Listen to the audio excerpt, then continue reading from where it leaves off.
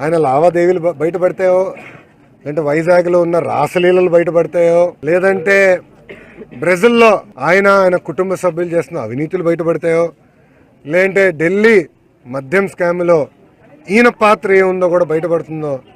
అందుకే భయపడి పోలీసులకి ఇప్పుడు యావత్ ఆంధ్ర రాష్ట్ర పోలీస్ డీజీ గారి దగ్గర నుంచి కానిస్టేబుల్ గారి వరకు విజయసాయి రెడ్డి గారి ఫోన్ ఎక్కడుందని వెతుకుతున్నాం. ఇది ఆంధ్ర రాష్ట్ర పరిస్థితి. అంటే సామాన్య ప్రజలు, అంటే ఒక రాజ్యసభ సభ్యుడు జగన్మోహన్ రెడ్డి గారికి చాలా దగ్గర వ్యక్తి అంటారు. అన్ని కుంభకోణాల్లో నంబర్ 2 ఈయనే. అలాంటి వ్యక్తి ఫోన్ పోతే ఇంకా ప్రజల పరిస్థితి ఎలా ఉంటుందో ఒక్కసారి అందరూ ఆలోచించుకోవాలి. సో వాస్తవం మాట చెప్పాలంటే దొంగోడింటూ దొంగపడినట్టు ఉంది. అది తీసుకుని నేను దొంగ కాదు సమాజం అంతా దొంగలంటే నేను చాలా చాలా బాధాకరం. ఆయన ఎందుకని కంగారు పడుతున్నాడు నాకు తెలియదు.